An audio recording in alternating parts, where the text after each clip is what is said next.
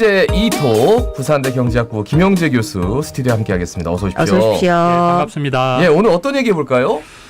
예, 오늘은 그 한중 수교 30주년과 이제 중국 경제라는 주제로 말씀을 드리겠습니다. 네. 그 잘 아시는 대로 그 어제가 그 한중 수교 그 30주년을 맺은 날입니다. 8월 24일이죠. 예, 그 잘 아시는 대로 그 지난 92년 이제 한중 수교 이후에 예. 그 양국 간의 이제 인적, 물적 성과가 거의 기적적으로 이제 급증한 거죠. 네. 뭐 잘 아시는 대로 92년 수교 당시만 하더라도 두 나라의 이제 그 규모, 수출과 수입의 합이죠. 불과 한 64억 달러였었는데 네. 지난해는 한 3천억 달러 이상입니다. 3천억 달러. 예, 그러니까 한 뭐 50배 가까이 이렇게 급증한 거죠. 따라서 잘 아시는 대로 뭐 중국은 한국의 제1의 수출국이고, 네네. 또 그 한국 입장에서는 중국 입장에서는 한국의 제3의 수출국으로 이렇게 돼 있고, 예. 또 이런 이제 그 물적 교류도 중요하지만은 인적 교류도 대단합니다. 네. 뭐 관광객도 중요하지만 유학생의 경우에 지난 2010년의 경우 한국에 체류 중인 전체 유학생 중에 중국 학생이 70%가 넘었습니다. 그 당시 제가 이제 부산대에 있다 보니까 네네. 뭐 외국 학생들 그 이제 언어가 다르지 않습니까? 예. 거의 대부분이 중국 학생일 정도로 느꼈었죠. 예. 지금도 많이 와 있죠. 지금도 많이 있는데 이제 그때보다 좀 줄어들고 그럼에도 불구하고 한 45% 정도 차지하고 있고요. 그 이렇게 볼 때 사실 뭐 잘 아시겠지만은 국가적인 차원에서는 이미 2009년도에 그 전략적 동반자 관계로 발전했습니다. 했었고요.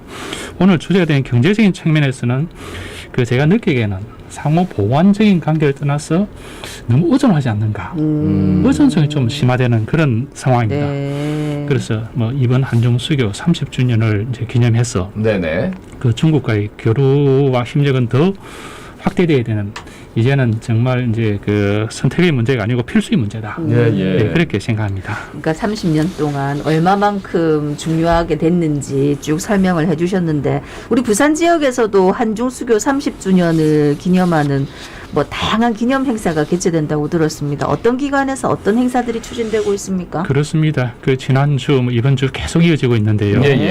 우선 그 부산에 그 주 부산 중국 총영사관이 있습니다. 이 영사관이 지난주에 한중 수교 30주년 기념 리셉션을 굉장히 오랜만에 성대하게 했습니다. 뭐 잘 아시겠지만 2020년부터 이제 코로나 때문에 거의 행사가 없었는데 그 굉장히 크게 했었고, 왜냐하면 이제 부산에 있는 총영사관은 부산뿐만 아니라 뭐 대구, 경북이라든지 다 커버하거든, 울산까지. 그래서 핵심 주제는 한중 수교 30년의 성과와 의미. 그 다음에 문화 행사가 많았었습니다. 제가 참가를 했었는데요. 인상적이었습니다. 그 한국과 중국의 전통 악기를 동시에 공연한다든지, 또 노래하시는 분도 동시에 노래를 한다든지, 한국과 중국이 하나가 되는 그런 느낌이었습니다. 그 다음에 또 부산에서 참 이제 오래된 그 조직인데요. 한중 우호 친선 협회라는 조직이 있습니다. 예, 지난주죠. 지난주 이제 가장 큰 게 경제적 성과니까 이런 그 경제 관련 특별 강연회를 이제 개최를 해서 정말 경제 교류가 중요하다를 강조했고요. 또 하나는 이제 그 사단법인 부산 차이나 비즈니스 포럼이라는 게 조직이 부산시로부터 재정을 받아가지고 두 가지 행사를 그 진행하고 있는데요. 하나는 이제 한중 기업인 비즈니스 한마당 행사를 그 지난 화요일이죠. 굉장히 성대하게 그 개최했습니다. 뭐 지역에 있는 우수 강소기업이라든지 청년 창업 벤처기업이라든지 또 이를 육성 발굴하는 금융기관들인데 부산뿐만 아니라 중국하고 똑같이 매칭을 시켰습니다. 그래서 동시 통역으로 또 줌으로 접속하고 중국에서는 그래서 규모는 좀 적지만 무역, 투자, 나아가서는 과학기술까지 동시에 고려하는 박람회였었고요. 그 문화행사로서는 저는 사실 이게 더 중요하다고 보는데, 한중 교류 2000년의 발자취라는 주제로 부산의 그 과거 중심지인 남포동, 남포문고 갤러리에서 문화전시관이 잘 되어 있습니다. 그 지난 토요일부터 2주 동안 시민을 대상으로 유물 전시를 하고 있습니다. 입장료는 무료입니다. 초대합니다. 그러면 지금도 계속 열리고 있는 건가요? 유물? 열리고 있습니다. 그럼 남포문고 가면 남포문고 그 지하에 갤러리가 잘 돼 있습니다. 알겠습니다.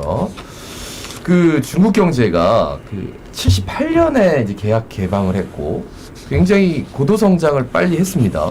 그래서 여러 가지 배경들이 있을 거예요. 우리는 중국의 성장 그러면 우리가 옛날에는 좀 많이 도와줬는데 이제는 도움을 받지 않고 뭐 이런 얘기까지 들으면 구체적으로 어떤 과정을 거쳤는지에 대해서는 조금 잘 모르거든요. 그렇습니까? 그 방금 말씀하신 대로 이제 78년도 개혁 개방이 이루어졌고요.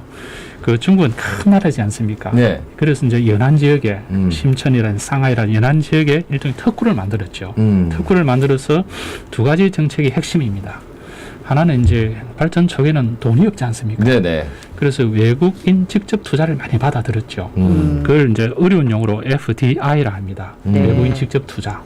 그 다음에 또 중국에는 지금도 그렇지만 사람이 워낙 많지 않습니까? 네네. 그러니까 노동의 그 어떤 임금 수준이 굉장히 낮은 거죠. 저임금을 바탕으로 한 이제 수출 전략. 따라서 첫 번째는 그 외국인 직접 투자. 두 번째는 수출 전략이 중국의 고도 성장에 있어서 핵심적인 기여를 많이 해왔습니다.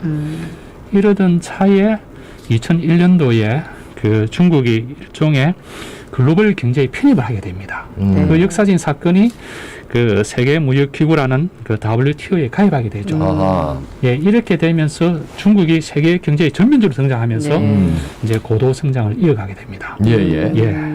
아니 이제 방금 말씀하셨던 중국이 2001년에 이 세계 무역 기구에 가입한 게 이제 세계적으로 뻗어 나가게 됐다고 하셨는데 이 어떤 기구인지 설명 좀 부탁드리겠습니다. 굉장히 중요한 기여를 많이 했었죠. 한국도 가입되어 있고요. 95년에 이제 출범을 했었는데 한마디로 경제적 국경을 사라지게 한 역사적인 사건입니다. 물론 그 이전에도 있었지만 95년에 이제 이 기구가 만들어졌고요. 그 본부는 스위스 제네바에 있고 그 거의 대부분의 국가가 이제 그 회원국 되어 있고 핵심 목적은 자유무역의 확대입니다. 그 자유무역이라면 어떻게 보면 좀 쉽지만 좀 약간 이상한 어려울 수도 있는데 그 관세 그러니까 어떤 상품이나 서비스가 국가 간 지역 간 이동할 때 세금이 매겨지지 않습니까? 세금을 줄이거나 없애자. 그래서 자유무역을 확대하자. 그게 핵심으로 되어 있고요. 또 두 번째 목적은 이게 또 중요한데 교역하다 보면은 갈등이 생기지 않습니까? 과거에는 이제 한국과 미국이 무역 통상이 일어나면 두 나라가 알아서 해결해야 됩니다. 그럼 우리가 협상력이 좀 약하지 않겠습니까? 그런데 이제 WTO 하에서는 정식 분쟁 해결 기구가 있습니다. 그러니까 한국이 또 유리할 수도 있고요. 이게 이제 핵심이기 때문에 그 WTO는 국제 통상 기구이면서도 기구입니다. 이렇게 말할 수 있고요. 이걸 계기로 해서 전 세계적으로 뭐 한국도 그렇고 중국도 그렇고 자유무역이 확대되는 계기를 마련했고 두 번째 특징은 저는 이것도 중요한데요. 90년대 초반부터 지금까지 특정 지역을 중심으로 지역 경제의 어떤 이익을 추구하는 이런 조직도 많이 생겨나고 있습니다. 가장 대표적으로 부산에서는 APEC 정상회의가 있었고 유로존이 있고요. 또 금년이죠. 금년에 이제 말이 좀 어렵습니다. IPEF라 해서 인도 태평양 경제협력체 들어보셨죠? 맞아요. 그럼 인도 태평양에 있는 국가들이 힘을 뭉쳐서 경제적인 배타적인 이익을 추구하자. 그리고 얼마 전에 또 치포라는 또 이런 것도 그렇죠. 이런 것들이 계속해서 나타나고 있고요. 한편으로서는 국경을 없애고 한편으로는 장벽을 만드는 두 가지가 동시에 진행되고 있습니다. 그런데 이제 아무래도 시진핑 주석에 대한 얘기를 안 할 수가 없어요. 왜냐면은 뭐 1대1로부터 시작해가지고 지금 3년임에 이제 10월에 들어간다 뭐 이런 얘기가 있던데 2013년에 시진핑 주석이 중국의 지속적인 성장을 강조했고 그런 다음에 이제 중국이 세계로 더 뻗어나가고 뭐 항만이며 이런 건 철도며 어마어마하게 투자를 했거든요. 이걸 좀 어떻게 좀 설명해 주실까요? 바로 이제 중국의 꿈 이야기죠. 시진핑 주석이 등장하면서 중국의 지속적인 성장, 나아가서는 세계에서 가장 그 규모도 크고 선진국이 되겠다. 이걸 구체적으로 제시해야 되는데 그게 중국의 꿈이라는 걸 표현했습니다. 그 여러분 다 꿈을 갖고 계시죠? 연초의 꿈도 있고 월초의 꿈도 있고. 그런데 여기 중국의 꿈은 두 개의 100년의 꿈입니다. 두 개의 100년씩 해서 꿈을 두 개를 제시하는 것이죠. 첫 번째 꿈은 1921년 그 중국 공산당의 창당으로부터 100년이 되는 2021년 지난해죠. 지난해까지 첫 번째 꿈을 달성하겠다. 중국을 복지사회로 만들겠다. 이미 달성했고 매우 잘한 걸로 평가하고 있고요. 두 번째 꿈은 현재 중국의 그 성립이 1949년도입니다. 예. 또 100년이 되는 2049년이죠. 네. 조금 남았습니다. 따라서 2049년에는 중국이 글로벌 선진 국가가 되겠다. 예, 이걸 위해서 시진핑 주석이 계속해서 이제 강조를 하고 있는 것이죠. 예. 예, 그래서 어떻게 보면은 이 중국의 꿈이라는 것은 매우 장대하고 거대한 국가적인 프로젝트가 아닌가 이런 생각이 듭니다. 네. 예.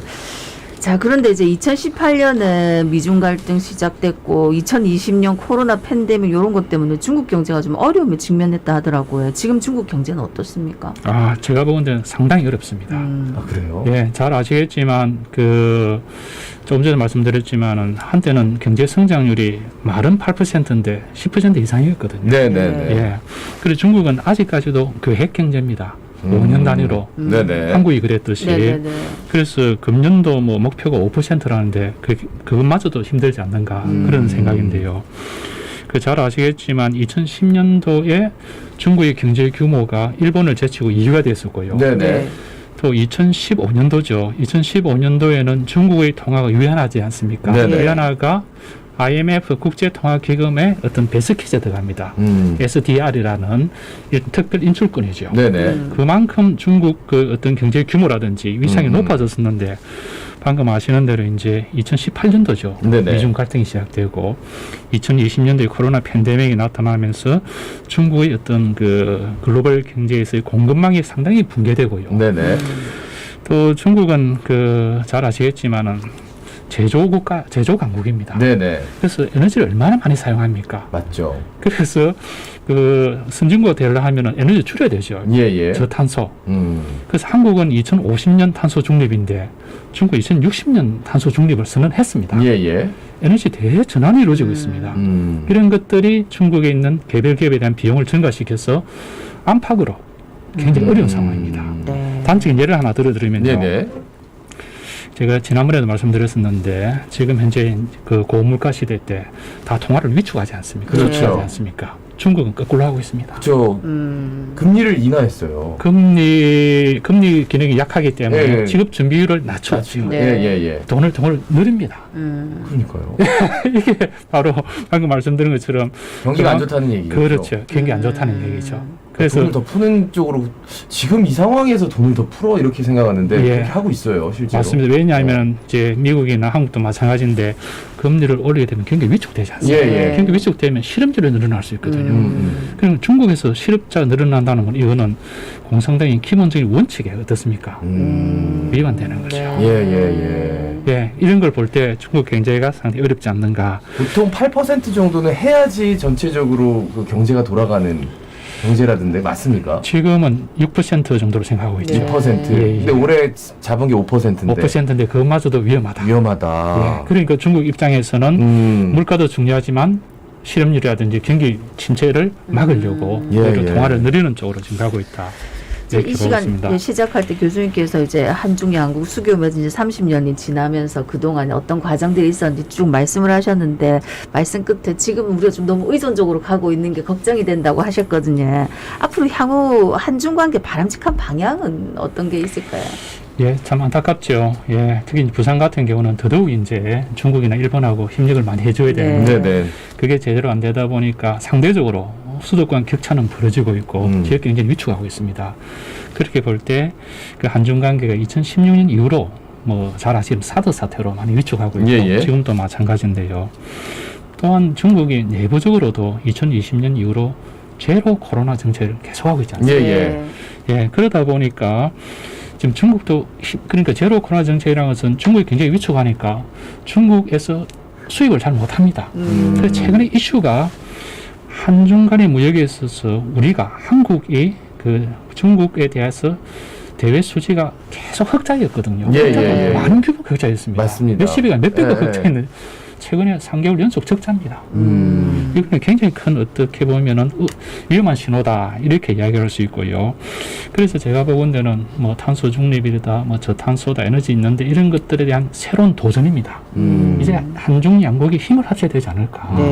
그런 측면에서 새로운 국제 질서가 만들어질 때 두 나라가 힘을 합쳐서 만들어 가야 되기 때문에 더 중요한 것은 상호 보완적인 측면에서 신뢰도를 쌓는 게 중요하지 않는가. 네. 상호 존중의 태도에서 예. 신뢰를 쌓아나갈 때 한중 양국이 어려운 과제를 극복할 수 있고 새로운 국제 관계를 만들어 갈 수 있다. 그걸 강조하고 싶습니다. 네. 참 쉽지 않은 문제입니다. 그럼요. 예. 개별적인 생각들이 다 있으시거든요. 맞습니다. 그런데 네. 30주년이나 됐고 교류한 지가 수교한 지가 30주년이 됐으니까 그런 이제 정서적인 측면에서 신뢰도도 좀 쌓아야 되고 이제는 그런 면에서 좀 협력을 늘려나가야 되고 그걸 바탕으로 해서 말이죠. 알겠습니다. 말씀 오늘 여기까지 듣고요. 또 새로운 또 경제 이슈들 다음에 또 찾아주시기 바라겠습니다. 알겠습니다. 지금까지 부산대 경제학부 김영재 교수와 함께 김영재 이톡 진행을 했습니다. 예. 오늘 또 아침에 보도를 보니까 확진자가 여전히